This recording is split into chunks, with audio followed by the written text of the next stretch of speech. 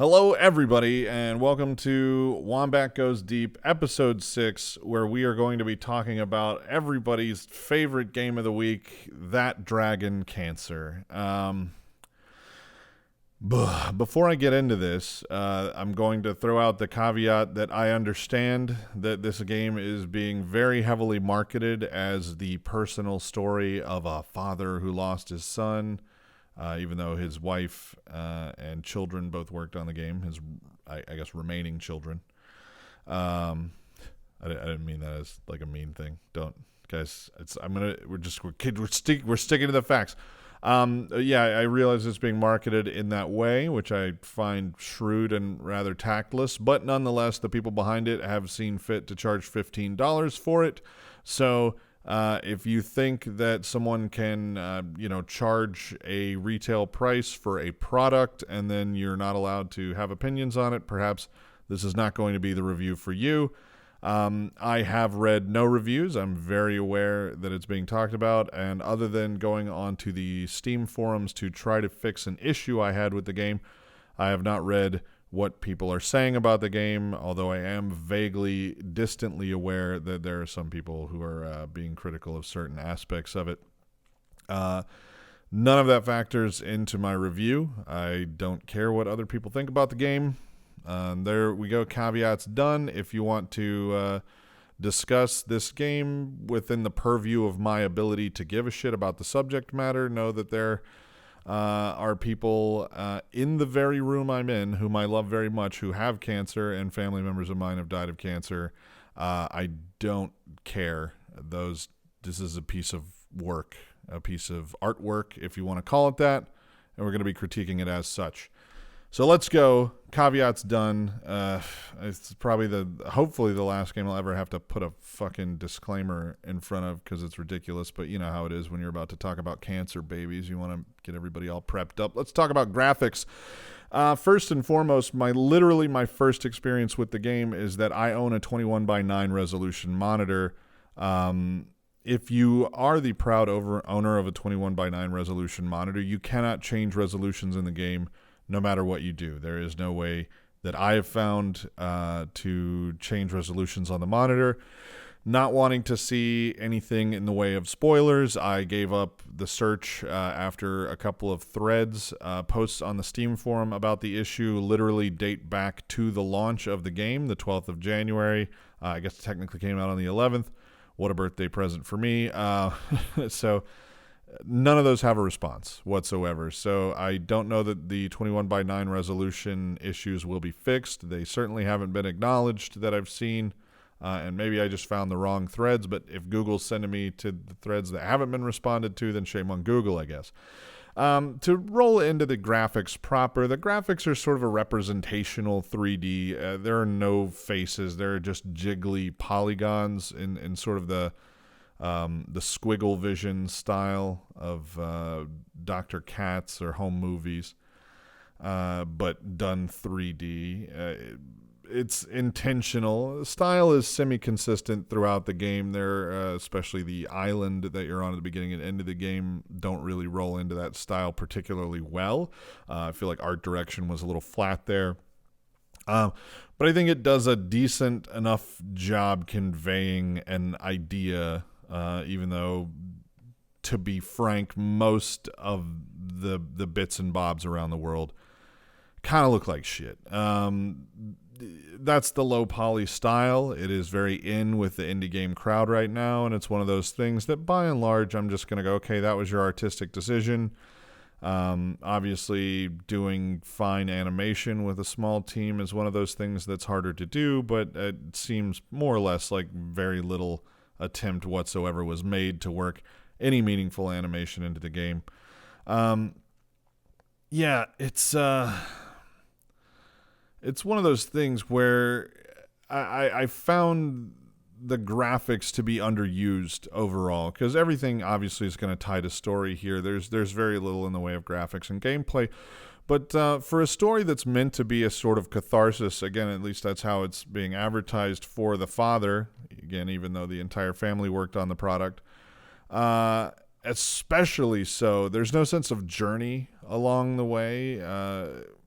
it's a bunch of sort of the same graphical look from beginning to end, where I think if you're going to use something as representational, then that needs to evolve along the way as the sort of outlook of the people playing the game, watching the film, whatever.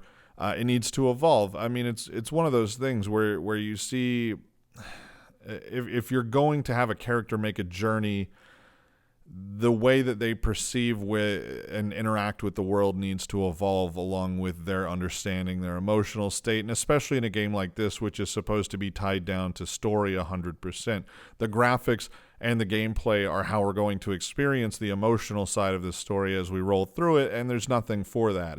They just picked a hipstery, wiggle jiggle polygon style that's low polygon and stuck with it. And frankly, it falls to the back of your mind after, I'd say, 10 minutes of playing the game or so. It looks kind of shoddy at first, and then you go, okay, that's what they're going for, and then you go, and you just don't really pay attention to it for the rest of the time. The fact that people don't really have well-defined faces doesn't ever come into play. It's not a meaningful piece of symbolism. It's never...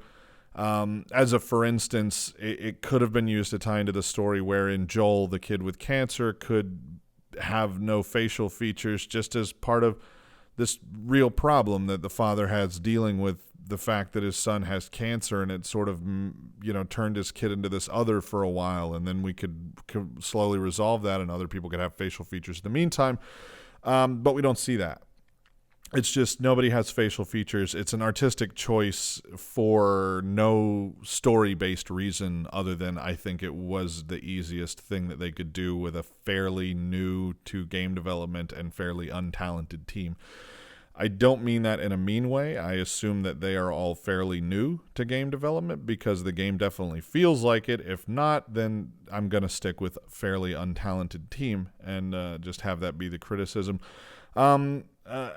Again, I'm just going to try to keep this to graphics. We'll talk plenty about the story and how things play into that later on. Props regularly clip through other props, as do lighting effects, and they do this in a sort of adherence to style, but all of those things put together really drag away from the potential emotional connection with the ideas that the game is trying to bring in visually. Cancer is represented in just sort of the simplest way. It's little vibrating, angry black circles. It's the most elementary sort of visual representation of cancer that I could even imagine, and I realize now that I have forgotten to hit play on my thing. There we go. Now we've got some visuals in the background so you can actually see what I'm talking about while I go through this. And spoilers, the game is playing in the background, so you may want to put this into a different tab or put the tab into the background if you don't want to see probably the bulk of the game go by as I go through this. It's only about an hour and a half.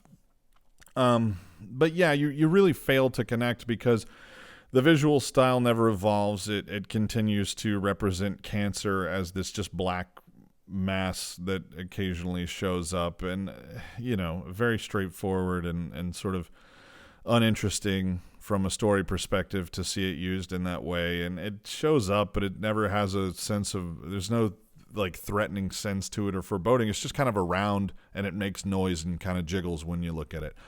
So, as far as something that's supposed to be evil, it never really starts to creep in through the seams of the world. Again, it fails as a visual metaphor in about a million different ways where it could have been stronger, which I found to be a little bit depressing. There are occasionally, since, I'm reviewing, we're going to say the good stuff. There are occasionally clever uses of the camera angle content switch, which I found to be just about the only thing in the game that I came away on the other end liking. I wasn't mad at the game when I first put it down, but the longer I sat and thought about the game and what could have been and what I felt like it should have been, the more annoyed I got with it. But those are pretty much the best thing in the game, is every now and again you'll look a certain direction, then you'll look back the other direction. Stuff will have changed behind you.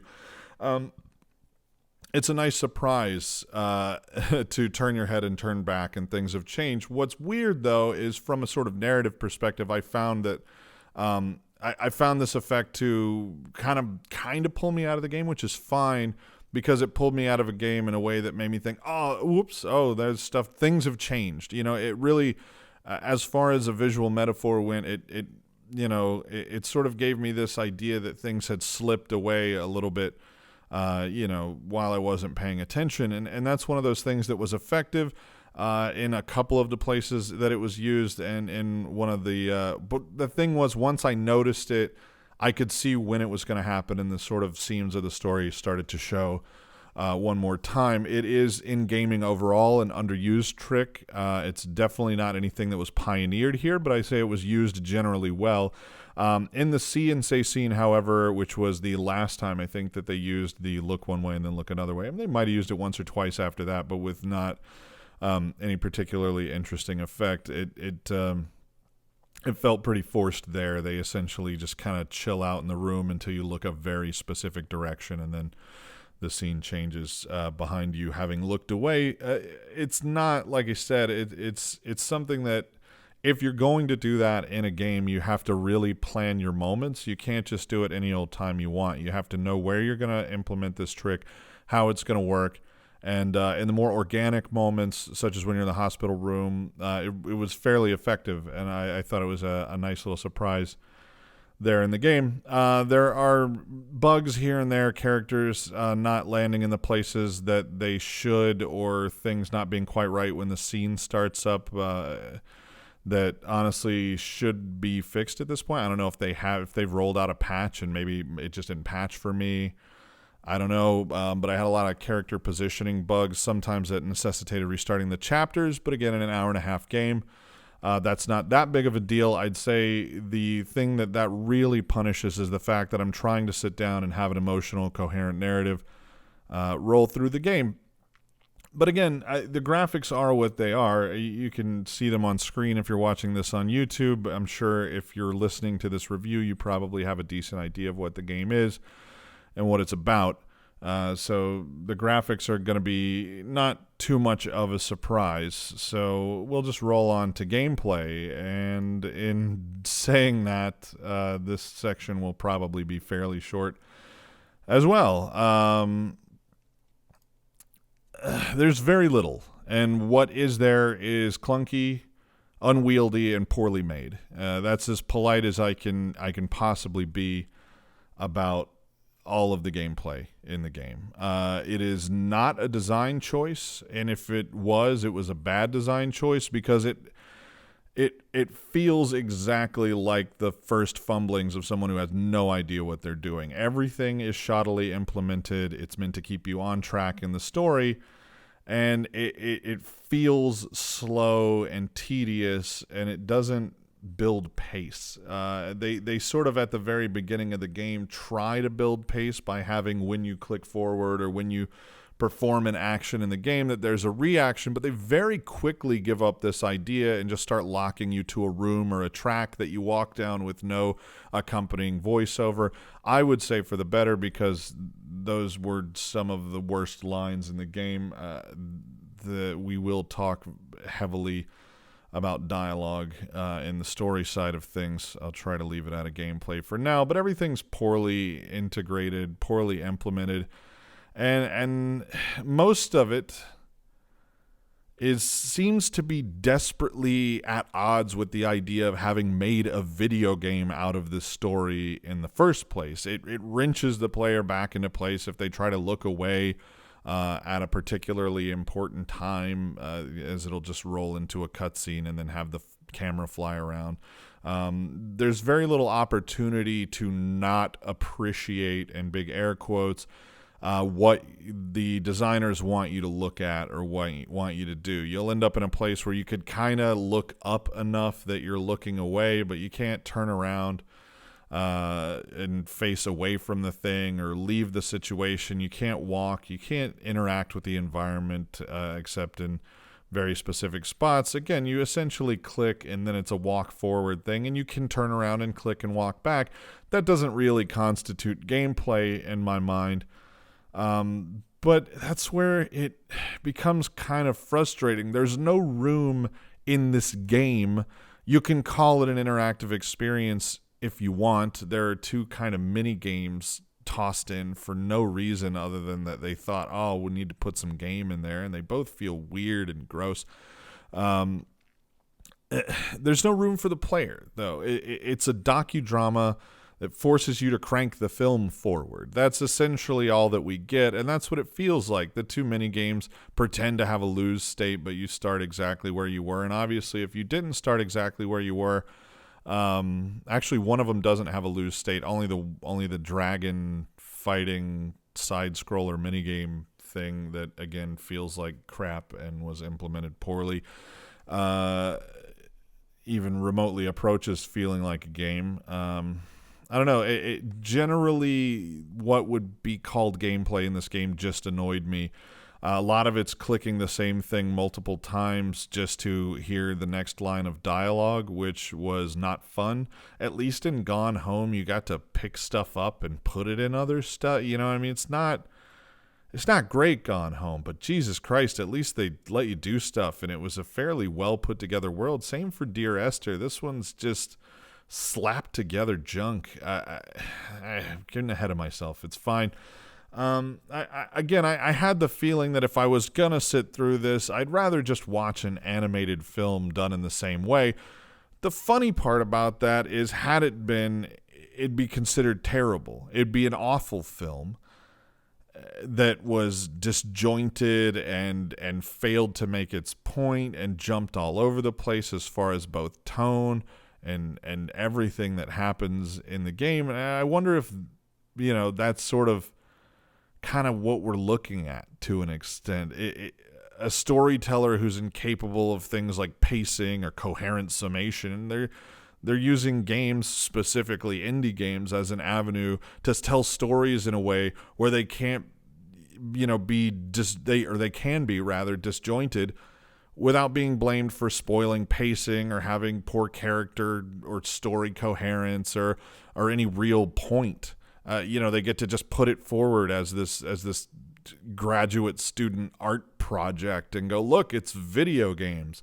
Stories aren't good in video games, so if I make a video game with a bad story, I get to blame it on the medium.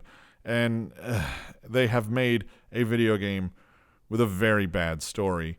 Very little in the way of gameplay, and in the meantime, they've managed to get around any criticism that they would have had for being held to narrative convention otherwise. They force you to sit and stare at a bunch of things and say, you care about this because of the subject matter at a baseline. And again, there is so little gameplay aside from, and let me just talk about it, an embarrassing to any human being who worked on it kart racer sequence. Yes, in the baby cancer game, you ride a red wagon kart racer style around a hospital. It is weird and out of place, and it's crap. It's just you're literally dragged around in a circle, and you can move the cart from side to side. You can move the wagon from side to side, and then there's a little fake platformer that you can't lose, and where you just kind of walk forward and shoot stuff, and they're both weirdly out of place inside the story. So let's move on to the story. It's so hard to decide where to start here. It swings at times between intentionally obtuse and blatantly obvious, and that is a note that I made at the very beginning of the game, and as the game went on, I came to understand that this is not something that's intentional on the creator's part, that this is something that is... there was a noise in the background, and it broke my brain. It's not intentional. He's just bad. He's just a bad writer. And so this intentionally obtuse stuff is supposed to be artful and easy to understand, and the blatantly obvious stuff is literally the same stuff. He's just unable to hit a mark as far as rhetoric goes. He can't land. And again, it was written by the guy and his wife, so I don't know who exactly is to blame for a lot of it. I'm gonna assume him because he's decided to put himself forward as the front guy, so we're going to be blaming the husband in this case, the father, whatever you want to call him, Ryan Green. But again, at no point does it ever land on anything other than an incredibly obvious metaphor or stupid like vacant middle school style open prose that just kind of vaguely refers back to the story in what could be a meaningful way if you really try to squint your eyes and go, okay, I kind of sort of get it. I found out that the voice actress for the wife was probably the wife. I got to say they did a decent job. I'm just going to throw this one in there. They did an okay job, but for the most part, anytime that the emotional nature of the scene needed to be up a bit or down a bit or really anywhere, things started to fall apart. Low budget indie game. That's one of those things that I'm willing to let slide to the side because by and large the voice work is pretty okay. There's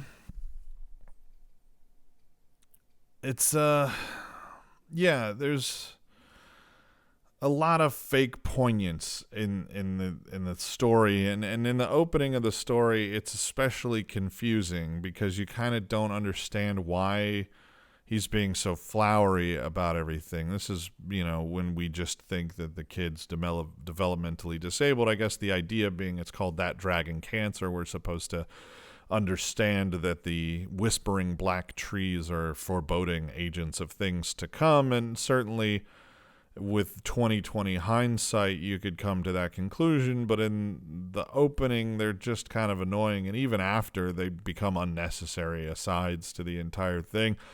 It really reads like a weird kind of Sylvia Plath fanzine of, obtuse sentence fragments trying to seem deep, and that's why I would call it fake poignance. There's never really anything that drives home in any of the early or late sequences, save for one, which we'll talk about, which is the closest that this game came to being honest about anything. A few of the gameplay elements were awkward to the point of being jarring.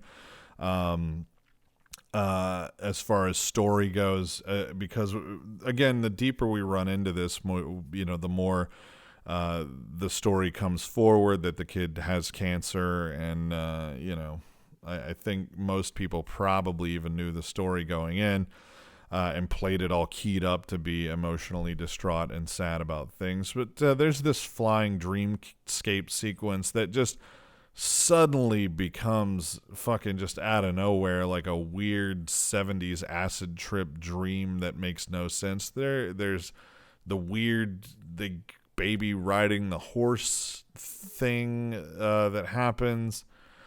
There's the kart racing sequence. It's just insanely weird.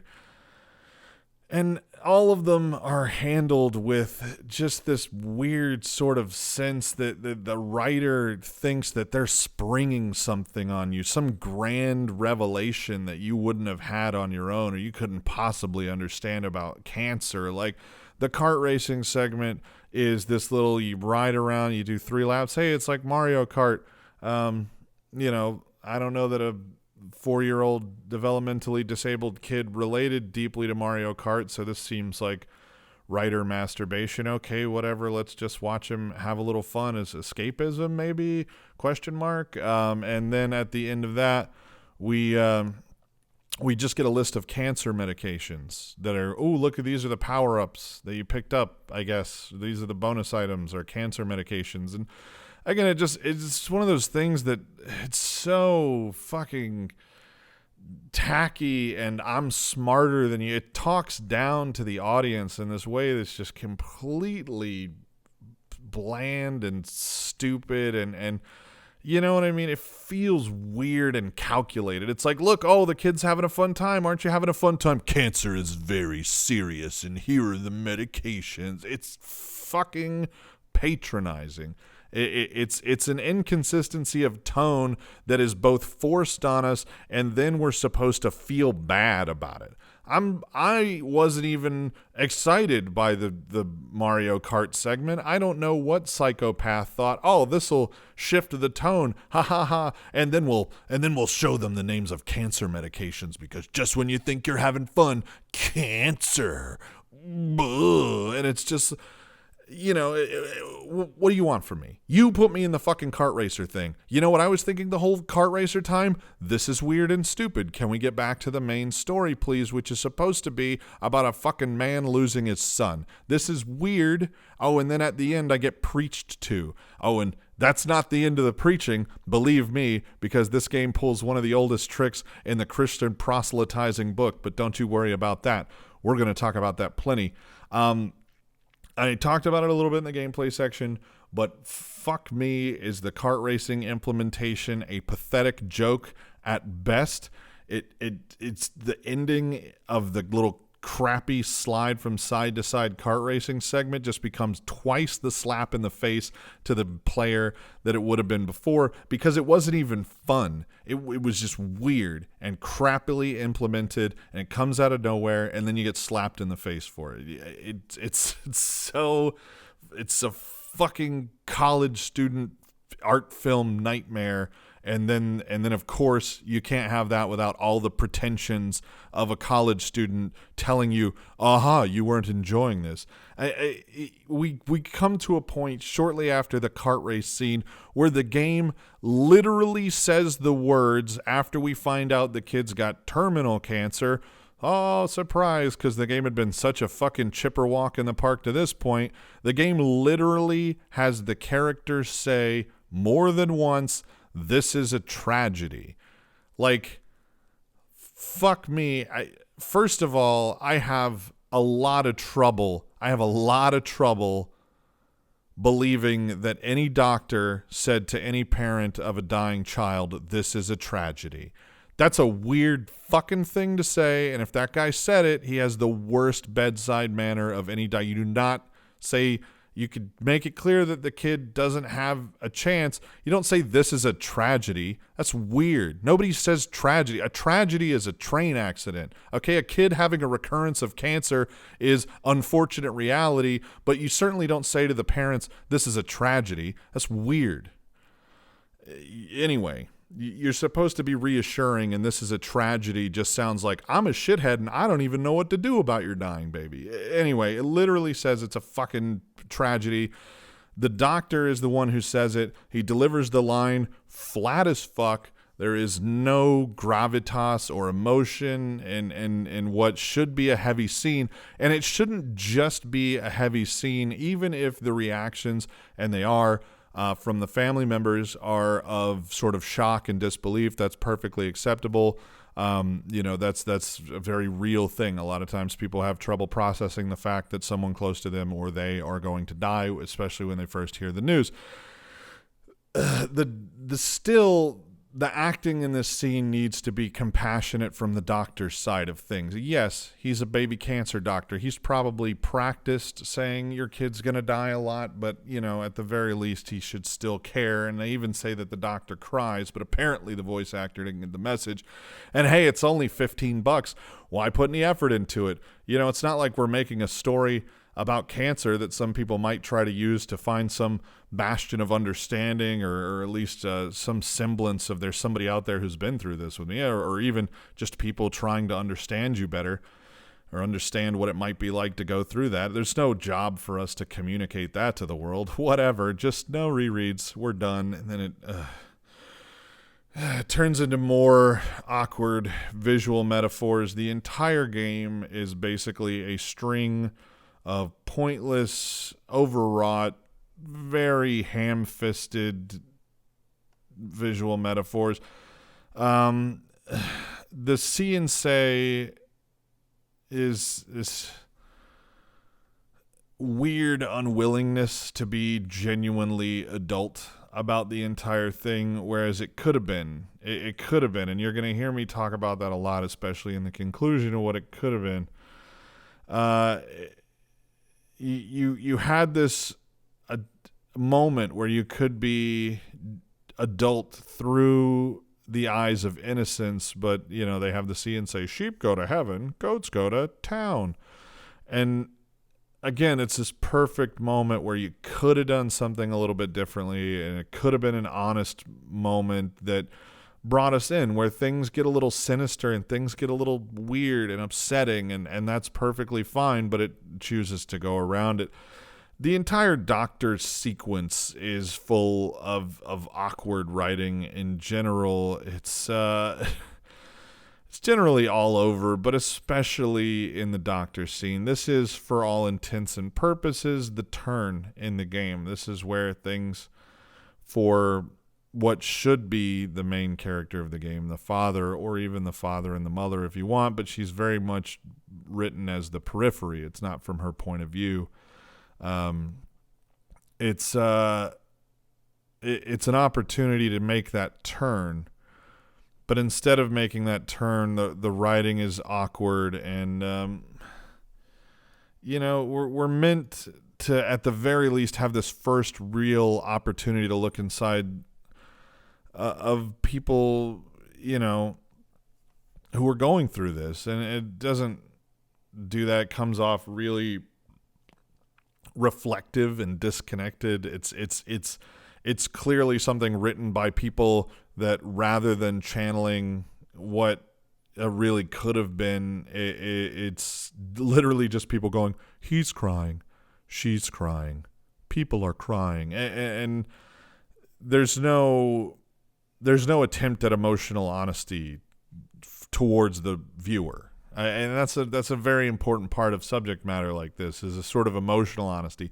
If I don't watch this and feel like these people are, at the very least, revisiting some of the hard ideas of what they had to go through, then there's no meaning in it. At that point, it's just a polemic. It's just somebody sticking a sign in your face that says cancer is bad. It sometimes kills babies.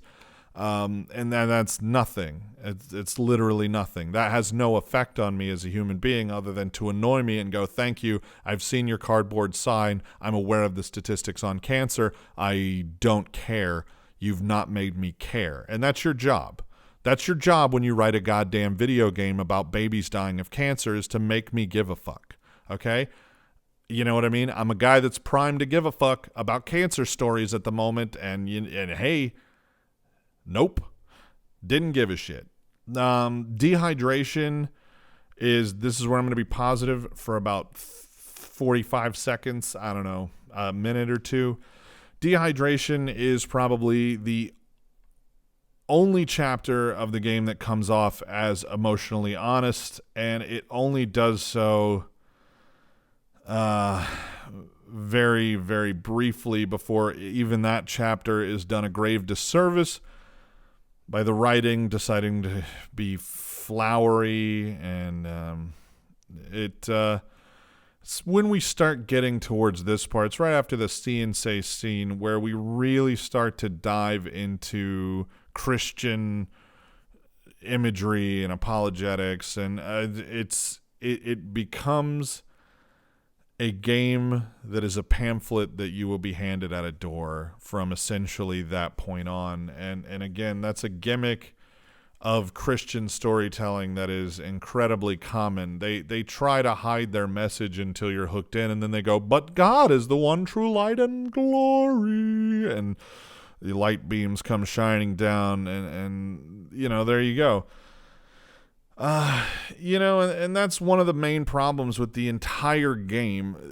The story comes in wearing more baggage than just about anything can. It's a game about baby cancer, and that's a subject that, if you're gonna try to tell a story about that, you should at the very least try to make that story about the universal truths of human affection and human understanding.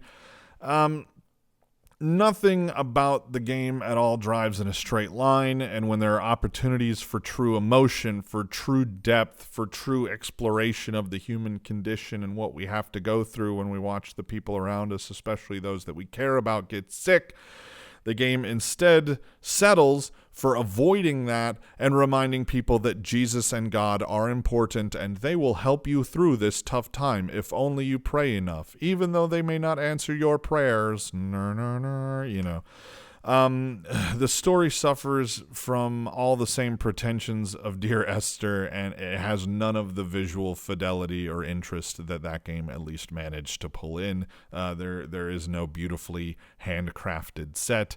There is nothing of meaning or depth anywhere, and where we want desperately, evermore as the game goes on, to relate to Ryan and his situation, to know the man, we get arm's length bullshit, a standard Christian denial of reality, and the sort of cliched artfulness that hasn't been cute in student films for fucking decades.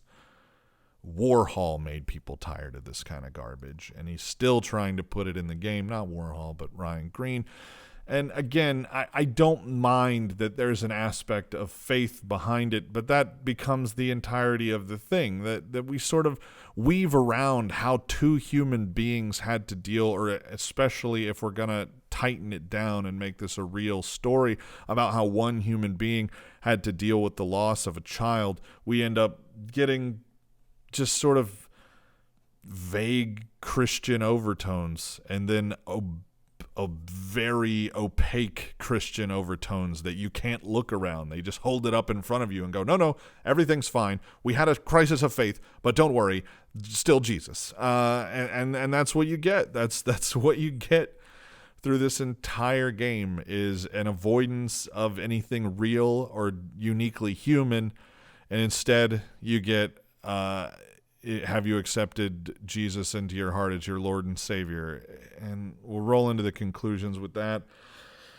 And I'm going to talk a little bit more during the conclusions as normal, because it's not necessarily specifically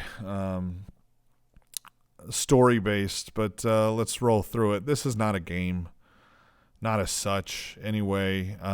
At my most cynical, I'd call it a family's attempt to gain social favor or do mission work by forcing bad poetry on people under the auspices of mourning their dead son. I have come to find out since playing the game and since writing the notes for this review that other people are of the same opinion.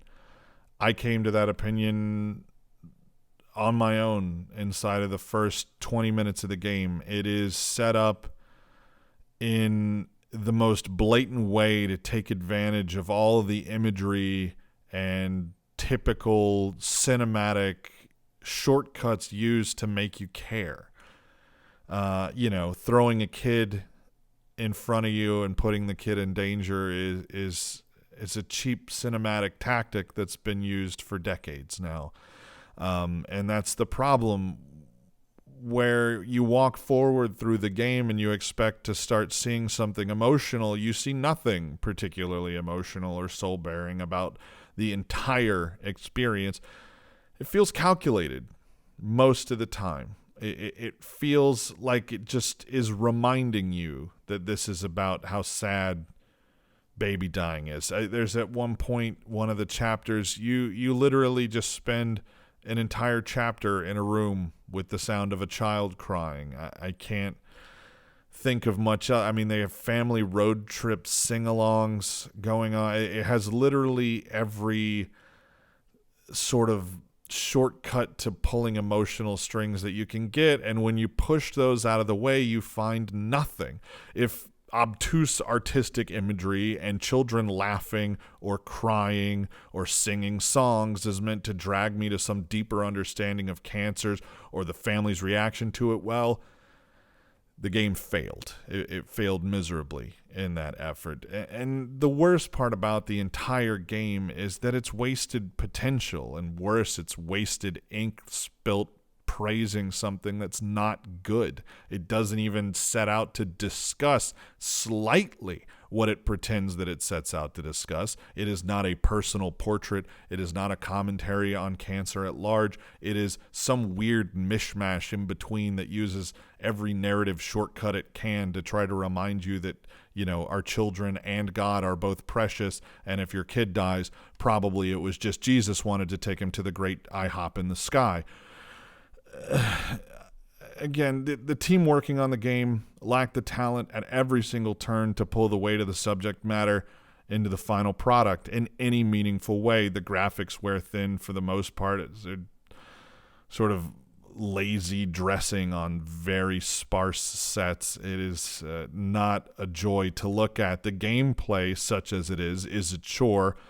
It's the invisible hand of Ryan Green dragging you through his scattershot mix of bad poetry, Christian mission work, and abstract visual metaphors. It swing wildly between failing entirely and being obvious to the point of being slightly laughable.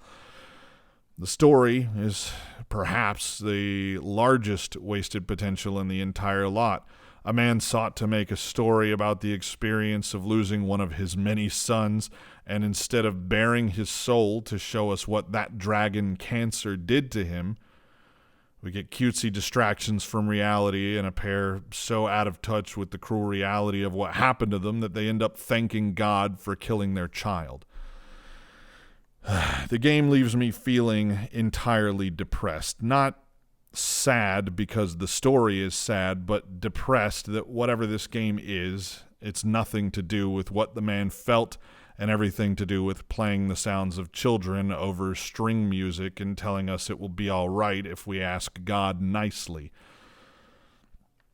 And that's maybe the most upsetting thing about the game. I wanted to care. I wanted to care about a person. I wanted to relate to his loss. And instead, I got an arm's-length lecture on the importance of faith filtered through a framework of the death of a child, which seemed barely related at best. It is a game that could not have been more of a letdown to its subject matter. I had no expectations going in, but I found myself thinking what I hope this game is and finding none of it. Finding a man, and perhaps his wife as well, so bent on avoiding showing us what this did to them that they will show us anything but, and plenty of happy scenes of things that go okay after you die. It's fine.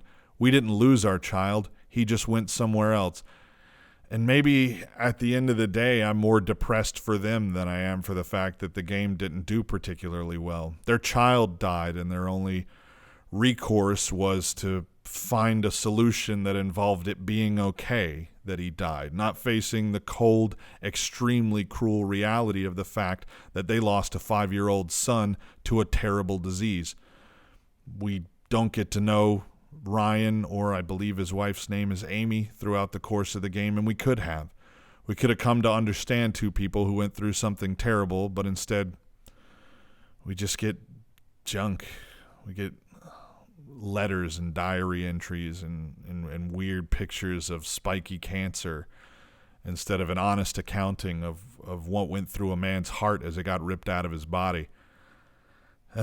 It's less than it should be in every possible way, and charging $15 for it makes it just an absolute crime, honestly. If it were released for free, I might say, hey, at least they're not charging people to look at their weird mission work and denial of the reality of what's happened to them.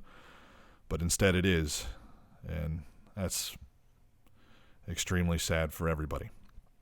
That's it for my review of That Dragon Cancer. Thanks, everybody, for listening, and we'll see you next time.